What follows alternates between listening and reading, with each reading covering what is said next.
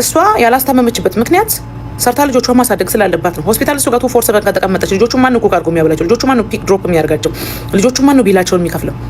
ሰርታ ቤቷን ካልከፈለች፣ ሰርታ ምግብ ካልበላች እነዚህ ልጆች ማን ነው ኃላፊነታቸውን የሚወስደው? አባታቸው ኢትዮጵያ ነበር ሲኖር የነበረው። ስለዚህ በምንም ተአምር አንድ ነገር ማለት ነው ብለ የምትደረግበት ጉዳይ ይላተው እቺ ሴት። ሰላም ጤና ይስጥልኝ። መሰረት ወርቅነህ ነኝ። ስልኬ ዛሬ ጠዋት ተሰርቋል። ዋትስአፕ ላይ ቴሌግራም ላይ ሳንቲም እየጠየቁ ነው። ያልሆነ ነገር እያስተላለፉ ስለሆነ እባካችሁ እኔ እንዳልሆንኩኝ ተረድታችሁ ይሄን ነገር አስተላልፉልኝ፣ እንደገና እንዳትሸወዱ። ሰላም እንደምናላችሁ ውድ ቤተሰቦች፣ ባላችሁበት ቦታ ሰላማችሁ ብዝት ይበልላችሁ። እኔ ወንድማችሁ ደህና ነኝ። ከሰሞኑ እንግዲህ በጣም አነጋጋሪ የሆነና በጣም ርዕስ የሆነ ጉዳይ ይዤላችሁ መጥቻለሁ። አርቲስት ነፃነት ወርቅነህ በጣም አነጋጋሪ የሆነና አወዛጋቢ የሆነ ጉዳዮች እየተነሱ ነው የሚገኙት። ቀጥሎም ስለ ሚስቱ ጉዳይ ላይ በጣም እየተወራ ያለ ጉዳይ ብዙ ሰዎችን አስቆጥተዋል። ብዙ ሰዎችን ደግሞ እውነት ትክክል ነው እያሉት ነው የሚገኙት። ይሄ ጉዳይ በእናንተ በኩልስ እናንተ ምን ትላላችሁ የሚለውን ለእናንተ ተዋለሁ። አሁን ይዤላችሁ የመጣሁት ቪዲዮ ለሚስቱ የተላለፈ ካንዲታችን ነው ማለት ነው እና በዚህ ቪዲዮ ላይ ብዙዎቻችሁ ሀሳብ ትሰጣላችሁ ብዬ አስባለሁ። ቀጥታ ወደ ቪዲዮ። እሷ ያላስታመመችበት ምክንያት ሰርታ ልጆቿን ማሳደግ ስላለባት ነው። ሆስፒታል እሱ ጋር 24/7 ከተቀመጠች ልጆቹ ማን ነው ኩክ አድርጎ የሚያበላቸው? ልጆቹ ማን ነው ፒክ ድሮፕ የሚያደርጋቸው? ልጆቹ ማን ነው ቢላቸውን የሚከፍለው? ሰርታ ቤቷን ካልከፈለች፣ ሰርታ ምግብ ካልበላች እነዚህ ልጆች ማን ነው ኃላፊነታቸውን የሚወስደው? አባታቸው ኢትዮጵያ ነበር ሲኖር የነበረው። ስለዚህ በምንም ተአምር አንድ ነገር ማለት ነው ብለ የምትደረግበት ጉዳይ ይላተው እቺ ሴት ልትከበር ልትደነቅ። እኔ እንዳውም በጣም ነው ማድንቃት ማለት ነው። ቢካዝ እስና ኢዚ እናውቀዋለን እኛ የምናልፈበት ሰዎች እንዴት ከባድ እንደሆነ ልጅ ማሳደግ ብቻ ማለት ነው። ሶ ለማንኛውም የልጆቹን አስተያየት ሳይኔ አባታቸው በሞተበት ሰዓት ጥሩ አመለካከት ነው ያላቸው። ጥሩ ነገር ነው የሚናገሩት። ለምን እንደሆነ ታውቃላችሁ? እናታቸው ጥሩ ስለሆነች። በክፋት ጠቅጥቃ ብታሳድጋቸው ኖሮ የአባታቸው መቃብር ላይ ራሱ አይቆም ነበር። እናንተ አታውቁም እኮ አንዳንድ ልጆች ምን አይነት ቢሄቪየር እንዳላቸው አሜሪካን ሀገር። እንደዚህ በተለይ ከእናት ጋር ተባብሮ አባት ካላሳደገ ልጅን በጣም ከባድ ነው። እኔ እንዳውም አንድ መልእክት ማስተላለፍ እንፈልገው ነገር አባቶች ለሚያልፍ ነገር የማያልፍ ጠባሳ ላይ ልጆቻችሁ አትተው። እንደዚህ መቸገር አለ ነገር፣ እንደዚህ የሆነ ችግር መድረስ አለ ነገር፣ ወደ ልጆቻችሁ ወደ ኤክሳችሁ ነው የምትሮጡት። ያልሆነ ጠባሳ ሰርታችሁ ልጆቻችሁን ማገዝ ማሳደግ እያለባችሁ ያልሆነ ነገር ላይ ለራሳችሁ ላይፍ ጡሉ ስትሉ ሺዝ ማይ ዳተር ሺዝ who are you ነው የሚሉ ማን አንተ ይሉሃል። የዚህ ሀገር ልጆች they don't care። እውነቱን ለመናገር አጠገባቸው ቁጭ ብሎ ፒክ ድሮፕ ያደርጋቸውን ያበላቸውን ቸርች የወሰዳቸውን አክቲቪቲ የወሰዳቸውን ነው እነሱ እንደ አባት እንደ እናት የሚቆጥሩት እንጂ ስለወለድክ ብቻ አባት አትባልም፣ ስለወለድሽ ብቻ እናት አትባይም። እዚህ ሀገር በጣም ደስ የሚለኝ እኔ ካራክተራቸው ማለት ነው። ጥሩ ልጆች ናቸው አሜሪካን ሀገር ተወልዶ የሚያድጉ ልጆች። ግን ኃላፊነት የማይሰማ ከሆነ ብቻ ነው ማቀምጥ እኮ they don't care። ያንን ነው ለነገራችሁ የምፈልገው ማለት ነው። እና ለልጆቻችሁ ጥሩ ነው፣ ለልጆቻችሁ መልካም ሁኑ። ማግባት መውለድ መጨፈር ይሄ ቂጤ የረገጡ መሮጥ እንዳለ ሆኖ የራሳችሁን ሰልፊሽነት ላይፍ መኖራችሁ እንዳለ ሆኖ ለልጆቻችሁ ጊዜ ስጡ። ለልጆቻችሁ የተወሰነ ነገር መውለዳችሁ ላልቀረ ሳይፈልጉ የመጡት ልጆች ለምንድን ነው የምትበደሉት? ጠንካራ ሆነው ልጆችን የሚያሳድጉ እናቶችን ደግሞ እንደዚህ ያለ አግባብ መታችሁ ስትወቅሱ ትክክል አይደለም ብሎ የሚናገር እንደኔ ደግሞ አለ ማለት ነው። እና this is wrong ባይነኝ እኔ። ስለዚህ ብትችሉ ይቅርታ ጠይቋት። ልጆቹን ያሳደገች ዘሩን ተክቶ ነው የሞተው ከወንድማችሁ አይደል እንዴ? እሷ ነች ያሳደገችው። ሶሪ ለቅሶ ላይ ናችሁ፣ ግን መነገር ስላለበት ነው። በዚህ ሰዓት ምን ስላስፈለገ ነው? ምን ለመሆን ነው እናንተ ኢንተርቪው ላይ የመጣችሁት? በዚህ ሰዓት ሲጀመር የጎደለባቸው በልጆቹ ነው። ልጆቹ ጎሎባቸዋል እኮ አባታቸውን አጥተዋል ስለሆነ ማለት ነው። እናንተ ምን ቤት ናችሁ መታችሁ እዚህ ላይ እንደዚህ አይነት ሀሳብ የምትሰጡት ማለት ነው? እና አሜሪካን ሀገር ሰው ታዋቂ ስለሆነ የሚያስታምም ሰው የለም። እዚህ ሰው የሚያስታምም የሚጠይቅ ጥሩ ኮሚኒቲ ካለ እዚህ ካለው ሰው ጋር በህብረት ስትኖር፣ ጥሩ ህብረት ሲኖር በሰዎች ፊት አሜሪካ ባለው ሰው ፊት ታዋቂነትን ስታገኝ የሚረዱ የሚያስታምም ሰው ይመጣል ማለት ነው። ያለበለዚያ ግን ኢትዮጵያ ከሆነ ሰው የሚያውቀው ኢትዮጵያ ነው ሰው ተንጋግቶ የሚጠይቅ እንትን የሚለው እንጂ ነርሶች እሱ እንዳለው የሰለጠኑ ናቸው፣ ስራቸው ነው። ሚስትየው እዛ ነርስ ስላለ ነው ስራዋንም ስራው ማለት ነውና ይሄ የሀገሩ ደንብ ነው፣ የሀገሩ ሁኔታ ነው፣ የምንኖርበት ሁኔታ ነው። እኔ ራሱ ነገር እግዚአብሔር ያምጣውና ታመመ ቤተኛ ልጆቼም መስራት አለባቸው እኮ ልጆቼን አሳድጌ ምን ብዬ አላስታመሙኝም ለምን ነው አልልም። እኔ እንደዚህ አይነት ነገር የምትናገሩት መታችሁ ሀገሪቱ ላይ ኖራችሁ ሁኔታውን ስታቆር ማንም መታልጠይቀኝ ብሎ የሚቀየም ሰው የለም። እዚህ ሰው ታሞ ተማቆ እኮ እዚህ ሀገር አንድ ቀን መተው ሳይጠይቁት የቀብር ጊዜ ምናምን ጊዜ ብቻ የሚሄዱ ሰዎች አሉ። የምታውቋቸውን ሰዎች ራሱ ማለት ነው። ሰው አይመቸው መቀየምም አትችሉም። ሰው ስለዚህ ሮንግ ነው። እቺን ሴት ይቅርታ ጠይቋት። ባለፈውም ያማታል ጤናዋም ትንሽ የተዛባ ነው ሲባል ሰምቻለሁ። ጤና እየተዛባ ልጆቿን የምታሳድግና የሁለት ሰው ኃላፊነት የአንተን ወንድም ጭምር ኃላፊነት እኮ ተሸክማ ነው ያሳደገችው ልጆቹን። ስለዚህ this is wrong እና አግባብ ያለው ነገር ይዛችሁ ስትመጡ ሰፖርት እናደርጋችኋለን። አግባብ ያሌለው ነገር ይዛችሁ ስትመጡ ግን ሊነገራችሁ ይገባል ባይነኝ ነኝ። ሊነገራችሁ ይገባል። ወይኔ እንደዚህ ሆኖ ነው እኮ ነፃነት እንደዚህ ሆኖ ነው እኮ ምናምን የሚሉት ደግሞ ልክ እንደናንተ የአሜሪካን ሀገር ሲስተም የማያውቁት ናቸው። ስለዚህ ይሄ ሮንግ ነው። ኮመንቱን አይታችሁ እናንተ እሷን ይቅርታ ጠይቋት። ይሄ 95% እዛ ስር ሰዎች ከብተው ኮመንት የሚያደርጉት ትክክል አይደለም። አንድ ነገር መውጣታቸው ትክክል አይደለም። ሁለተኛ ነገር እሷ ላይ እየቀረበ ያለው ነገር ብሌሙ ትክክል አይደለም። ትክክል ከሆነ እኛም ትክክል ነው እንላለን። ስለዚህ እሷ እንዳውም በጣም ወርቅ የሆነች ሴት ናት። እንዳውም ከሌሎቹ ጋር ነጻጽራችሁ ስታዩ እዚህ ሀገር እስቲ ከሌሎች ኤክስፒሪየንስ ውሰድ ወንዶች ምን እንደሚሆኑ እዚህ ሀገር ኦማይ ገነሳ ቤት ሰው እኮ። ተመልካቾቼ ቪዲዮን እንዳያችሁት ነው። በዚህ ቪዲዮ ላይ እንግዲህ እህታችን የልቧን የሀሳቧን ተናግራል። እኔም በራሴ በኩል ትንሽ የምናገረው ነገር አለ። እሱ ምንድነው? ወንድማችን አርቲስት ነፃነት ወርቅነህ ከመሞቱ በፊት ብዙዎቻችን ስለሱ ጉዳይ የምናውቀው በቀልድ በጨዋታና እንደዚሁም ደግሞ በሌላ አሪፍ ነገሮች ነው የምናውቀው። ከዛ በኋላ ከሞተ በኋላ ግን ብዙ መጥፎ ነገሮች እየወጡ ነው። ብዙ ጉዳዮች እየተወሩ ነው።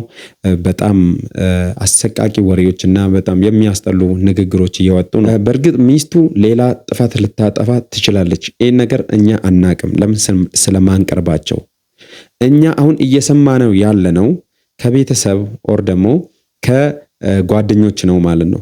ከልጆቿ ካልሰማን፣ ከሷ ካልሰማን፣ ጉዳቱ ከሱም ካልሰማን ይሄ ነገር እውነት ወይ ውሸት ማለት አንችልም ማለት ነው። ስለዚህ ይህን እውነት ፈጣሪ የሆነ ቀን ያውጣ። በእርግጥ ደግሞ ይሄ ነገር እውነት ነው ብላችሁ ካመናችሁበት፣ ይሄ ነገር በእርግጥ እሷ ነፃነት ወርቅነህ ላይ ይህን ጉዳት አምጥታለች፣ ይህን ግፍ ሰርታለች የሚለው ነገር ካመናችሁበት እናንተ ወደ ህግ ወስዳችሁ ጉዳዩን በህግ መፍታት ይቻላል። ሁሉም ነገር በህግ ይፈታል ማለት ነው። ስለዚህ ይህን ነገር ብታደርጉ ጥሩ ነው ብዬ በራሴ በኩል አስባለሁ። እና ተመልካቾች ቀጣይ ቪዲዮ እናያለን። ወደ ቀጣይ ቪዲዮ እንሄዳለን። ሰላም ጤና ይስጥልኝ። መሰረት ወርቅነህ ነኝ። ስልኬ ዛሬ ጠዋት ተሰርቋል። ዋትሳፕ ላይ ቴሌግራም ላይ ሳንቲም እየጠየቁ ነው። ያልሆነ ነገር እያስተላለፉ ስለሆነ እባካችሁ እኔ እንዳልሆንኩኝ ተረድታችሁ ይሄን ነገር አስተላልፉልኝ፣ እንደገና እንዳትሸወዱ። ሰላም መሰረት ወርቅነህ ነኝ። በስልኬ ላይ ሼር እያደረጋችሁ አንዳንድ ሰዎችን ከወጪ ስለታደጋችሁ አመሰግናለሁ። እንዴት እንደተሰረኩና ድጋሚ እናንተ ጥንቃቄ እንድታደርጉ ምነግራችሁ ነገር አለ እና የቅዱስ ዑራኤል ቀን ቅዳሴ ያስቀድሰን ልጄን አስቆርቤ እየወጣን 5 እርምጃ አሉና እንደተራመደን መሀል ላይ አንድ ሴትዮ አናባው ቆርሳ ስጣለች። መሀል ላይ ደግሞ መኪና ግርግር አለ። በቃ እዛ ግርግር ላይ እናቶች ያንን አነባብሮ ለመቀበል ወደ ሴትዮዋ ጋር ሲሄዱ እዛ ጋር የሚጋፉ ሰዎች በጣም ነበሩ። ከዛ እኔ ሴትዮዋን መኪና እንዳይገጫቸው አረማማ ዞር በሉ እያልኩኝ ነው። ቦርሳዬን ደግሞ አብራኛለች ልጅ ይዘዋለች ማለት ነው። እኔ ደግሞ ልጄንም መኪና እንዳይረግጥብኝ በዚህ መኪና የምትሰጥ የነበረችውና ከዛ አረ ሰውዬው ወደዛ ለፊ ሰውዬው የመኪናው ይላፍ ሲባል ለበረከት አይደል የመጣው ይቆይ ምናምን እያት መቆጣት ጀመረች ማለት ነው። ከዛ እንዴ ምን ሆና ነው ሴትዮዋ እንደዚህ የምትሆነው እንዴ ብዬ እኔም ታዘብኩና በቃ ሴትዮዋን ሰዎቹን በቃ እንዳይገጫቸው መኪና ዞር እያደረግን አለፈ መኪና። ቦርሳ የጠፋ ነው ሲባል ቦርሳውን ስንፈትሸው የለም። በዛ በግርግር ውስጥ ነው የወሰዱት። እና ብዙ ጊዜ እኛ የበረከት ሲባል ግርግር ያችን አነባብሮ የበረከት ብለን ስንሄድ ነው የሚጠፋው። እኛ ወደዛ አልቀረብንም፣ ሰው እንዳይገጨው እያልን ነው። እኔ ብዙ ጊዜ እውነት ለመናገር አጉል ቦታ ላይ የሚሰጡትን እጠራጠራቸዋለሁ። ምክንያቱም ብዙ ጊዜ እዛ ጋር እቃ ጠፋ ምናምን የሚባለው በዚህ ቦታ ላይ ነው። እና አንዳንዴ ለነፍስ ለበረከት ለስጋ ፈውስ ተብሎ የሚደረገው ነገር ምናልባት እነዚህ ሰዎች ይህን ጌም ለመጫወት ቢሆንስ ይህን የሚያደርጉት? ስልኬን ተሰርቅ ያለው እያለች ነው የምትገኘው።